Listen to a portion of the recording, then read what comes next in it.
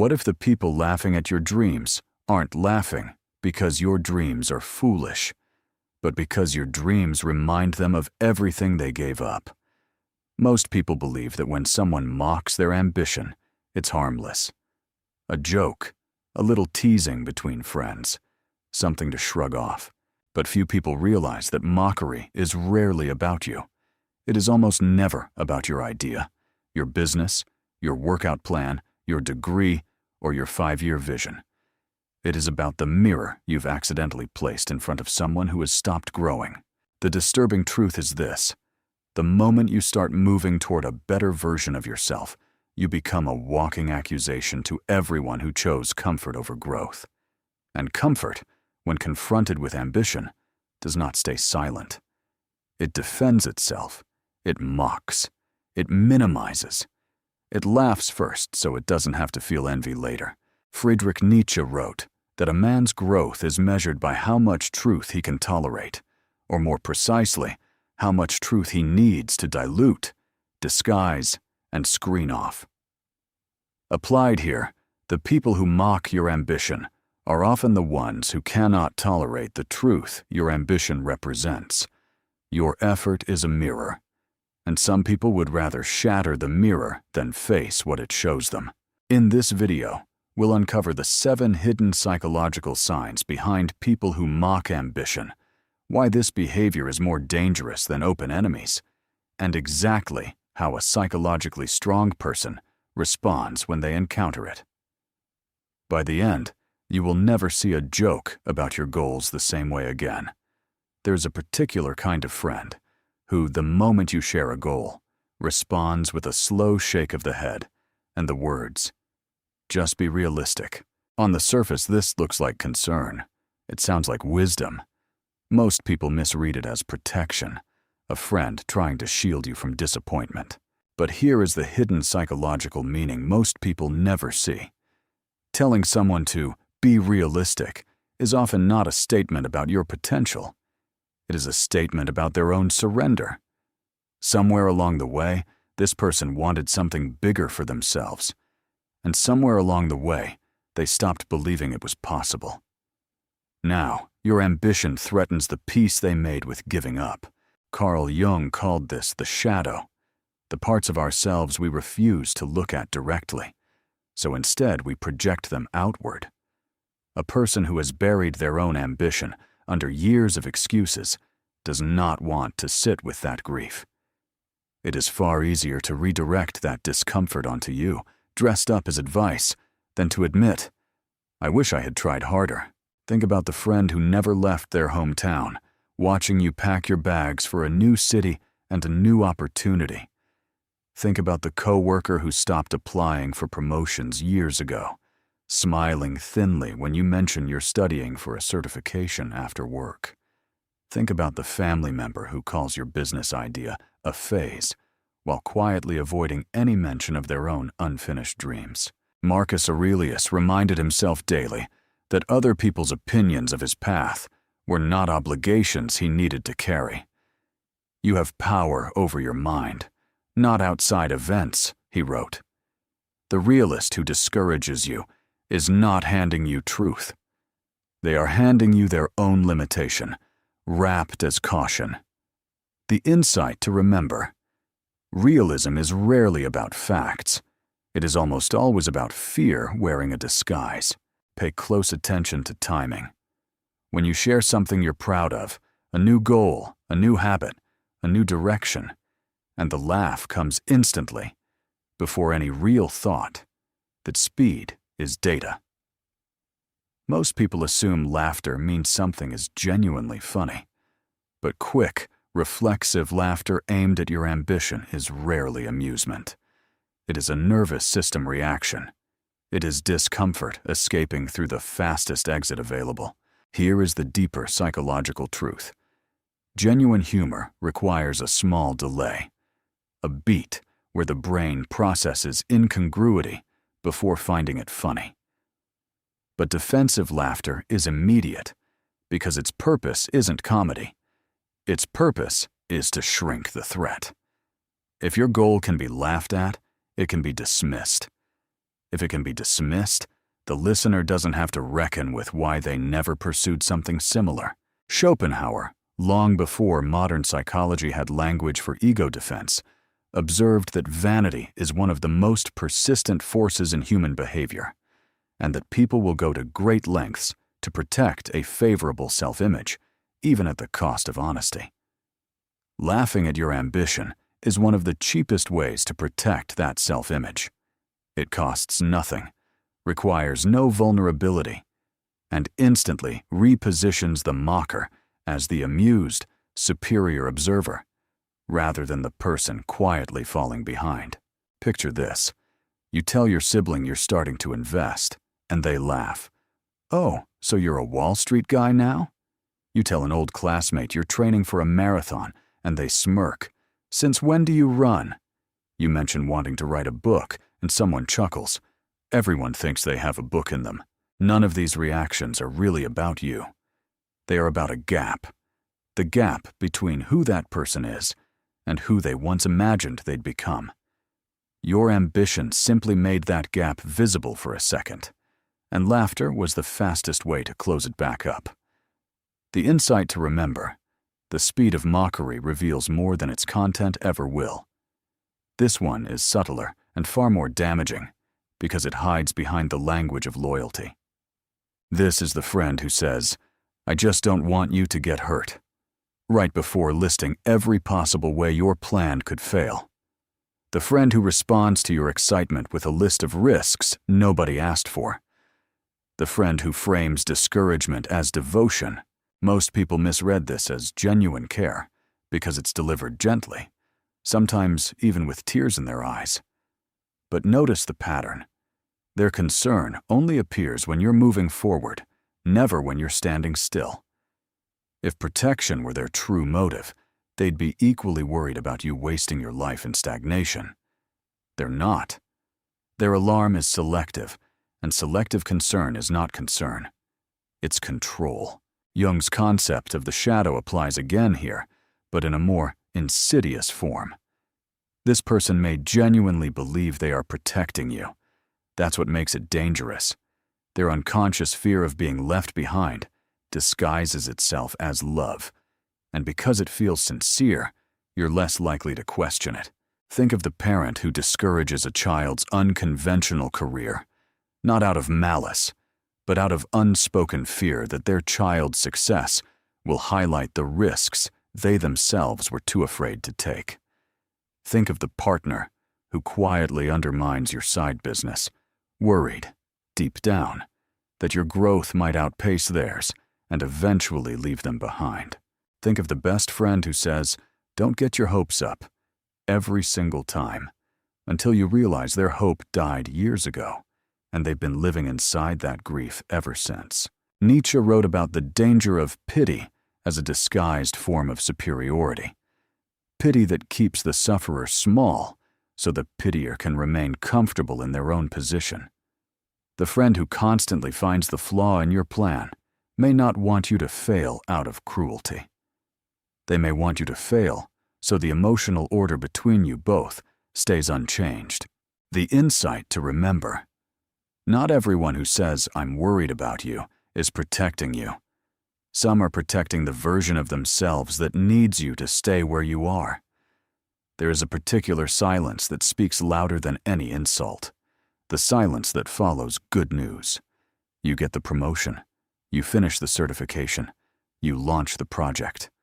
And instead of celebration, you're met with a flat, cool, a changed subject, a conversation that quietly dies. Most people brush this off, assuming the other person is simply busy, distracted, uninterested in details. But withdrawal after your success is rarely about disinterest. It's about an emotional recalibration happening in real time. Your win forces a silent comparison, and comparison, for a fragile ego, is unbearable. This is where social comparison theory becomes essential to understand. Human beings evaluate their own worth largely by measuring themselves against others, especially people close to them. A stranger's success barely registers, but a friend's success a sibling's success, a peer's success. That lands differently, because it's measured against a life that feels comparable to your own. When someone you know moves forward, and you haven't, the silence isn't apathy. It's the sound of someone quietly recalculating their own position. Stoicism offers a striking contrast here. Marcus Aurelius, one of the most powerful men in the ancient world, wrote constantly about guarding against envy and comparison, precisely because he understood how natural and how corrosive it is. The Stoics didn't pretend envy doesn't exist. They trained against it daily, because they knew how easily it hides inside ordinary people, dressed as indifference. Consider the friend group that goes quiet in the chat after you post about your new job. Consider the relative who used to check in weekly, now strangely absent since your business started gaining traction. Consider the old friend who used to be your biggest cheerleader, now oddly cold since you started taking your health seriously and losing weight. The insight to remember: silence after your success is rarely empty. It is often full of everything the other person doesn't want to say out loud. This one cuts deep because it uses real ammunition, your own history.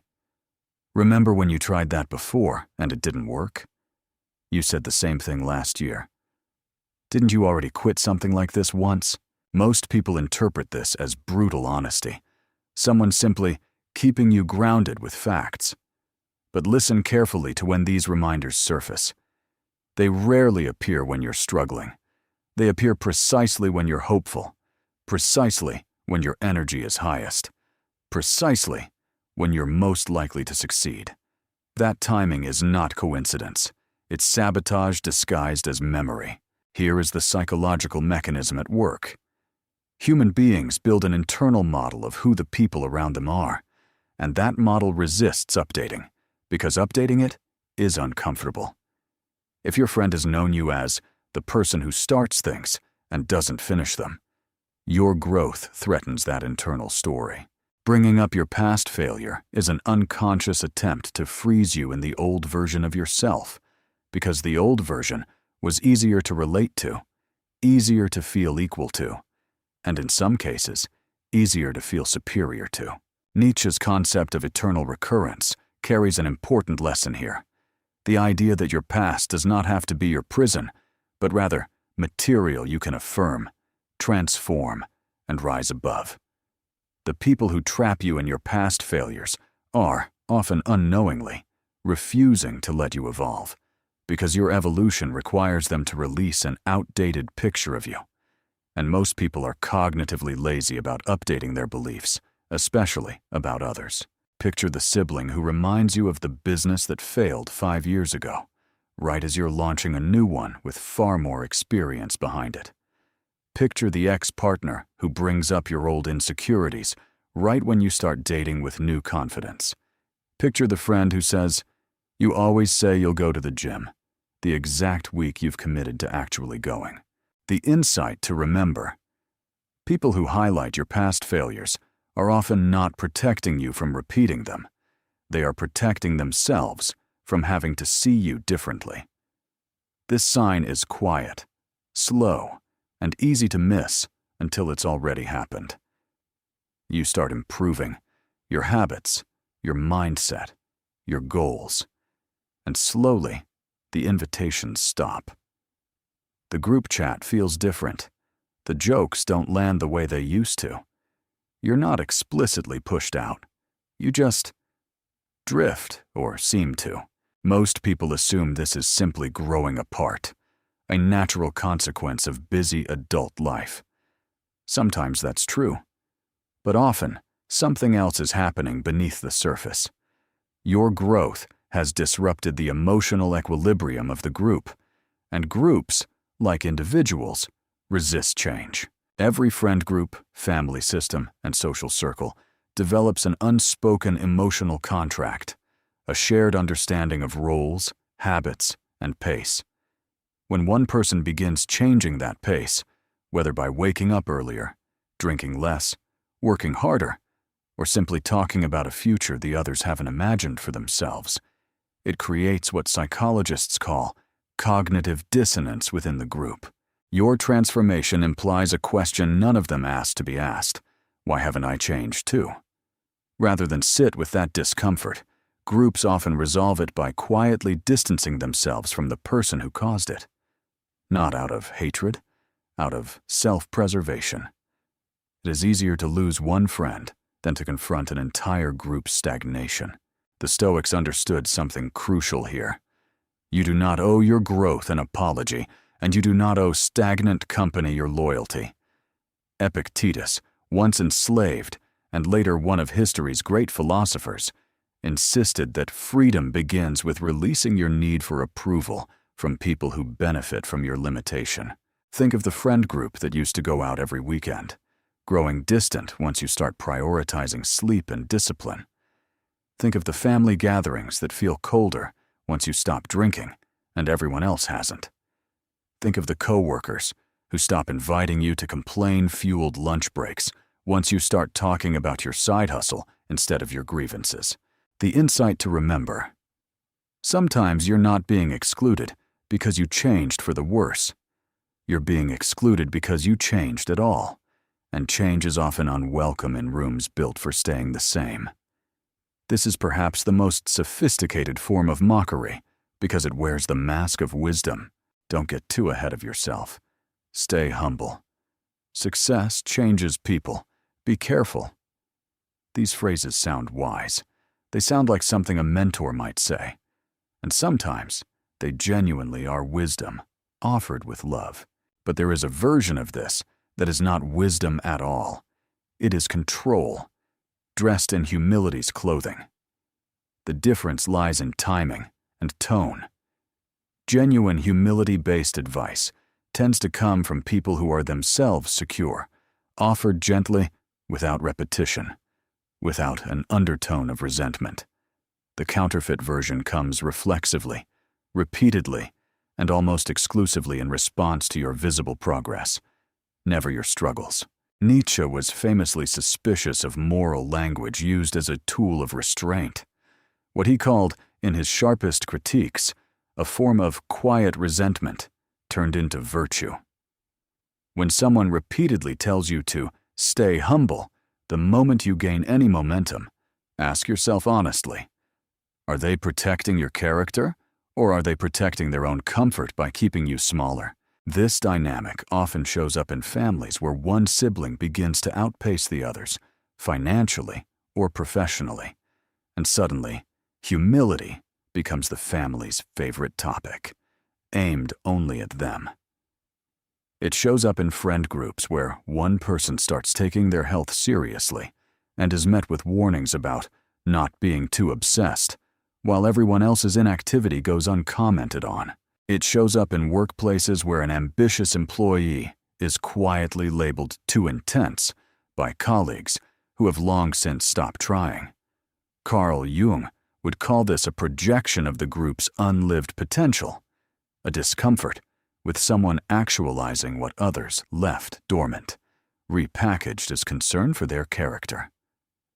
The insight to remember: real humility is something you choose for yourself. It is never something that should be weaponized against you by people uncomfortable with your rise. Why do people do this?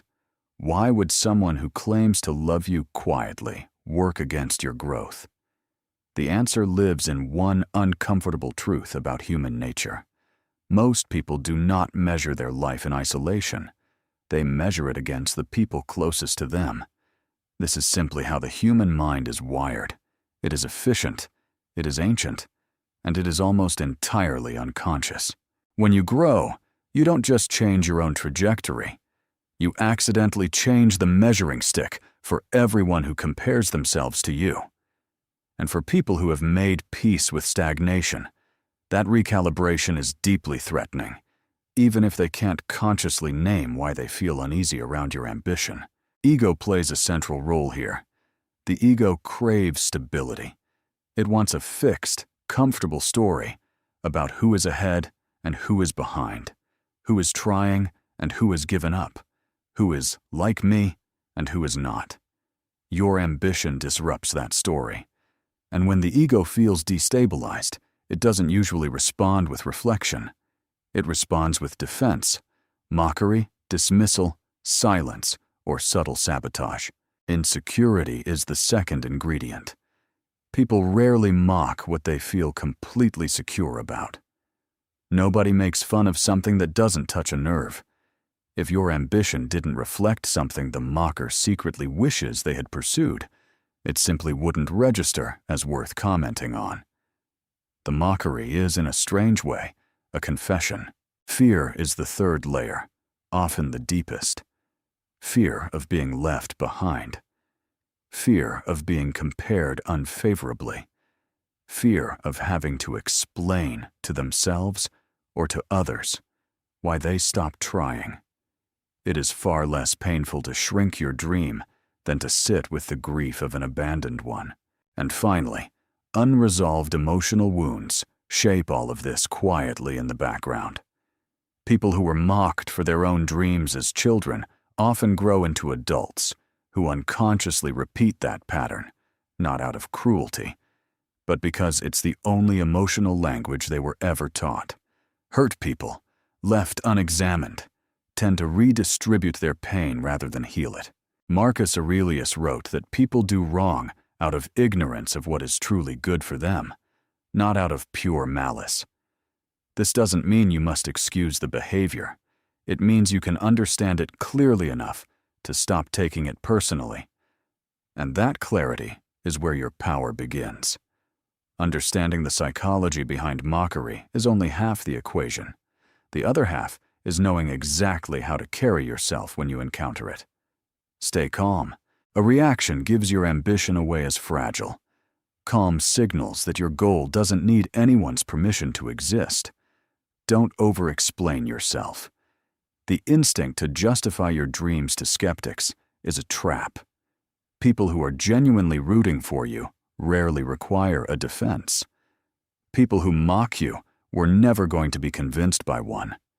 Set boundaries without announcing them. You don't need a dramatic confrontation. Simply share less. Protect your plans the way you'd protect anything valuable. Quietly, and only with those who've earned access. Protect your energy like it's currency, because it is. Every conversation you have with a discourager costs you something. Spend that energy on your goals instead of on convincing people who never intended to be convinced. Focus on your mission, not your critics. Nietzsche's idea of the will to power was never about dominating others. It was about the relentless, internal drive towards self-overcoming. Let your growth be the only response you offer. Silence, backed by results, is the most disarming reply there is. This dynamic has always existed, but today it moves faster and cuts deeper than ever before. Social media has turned comparison into a constant background hum. It used to take years for someone to notice they'd fallen behind a peer. Now it takes seconds, a single scroll, a single post. This means the discomfort people feel around ambitious friends and family has never been more immediate or more likely to trigger a defensive reaction. The attention economy has also trained people to respond to everything performatively rather than sincerely. A quick, dismissive comment gets the same social reward as genuine support, with far less emotional risk. Mockery has become cheap, fast, and disturbingly casual, often disguised as humor in group chats, comment sections, and offhand remarks. At the same time, comparison culture has quietly rewired how people measure their own worth. Instead of asking, "Am I becoming who I want to be?" many people unconsciously ask, "Am I doing better than the people around me?" This makes your visible growth feel, to certain people, less like inspiration and more like indictment. This is exactly why emotional intelligence matters more now than at any point in recent history. The ability to recognize when someone's reaction to you is about them, not you, is no longer a nice philosophical idea. It's a survival skill for anyone serious about growth in a world engineered to keep people comparing, scrolling, and quietly resenting one another. Understanding this doesn't just protect your ambition, it protects your peace. Here is what you now understand, and what most people will go their entire lives without ever consciously realizing. The people who mock your ambition are rarely commenting on your potential. They are revealing their own relationship with the dreams they buried. Their laughter, their silence, their humbling advice, their sudden distance. None of it is really about the size of your goals. It is about the size of the gap between who they are and who they once hoped to become. This doesn't mean you should hate them. It means you should stop needing their approval. You were never required to shrink yourself to keep others comfortable. You were never obligated to make your dreams smaller so someone else's stagnation would feel less painful by comparison. The moment you understand this, something shifts. Their mockery loses its power, not because you've become cold, but because you've become clear. Marcus Aurelius once wrote that the best revenge is to not be like your enemy. Perhaps the deepest form of that wisdom applied here is this: the best response to someone who mocks your ambition is simply to keep becoming who you were always meant to be, quietly, relentlessly, without asking for their applause. You are not obligated to explain your fire to people who are content sitting in the dark. Walk forward anyway. Let your results speak in a language mockery could never learn. And remember this: long after this video ends, those who laugh at the climb were never meant to walk beside you at the summit.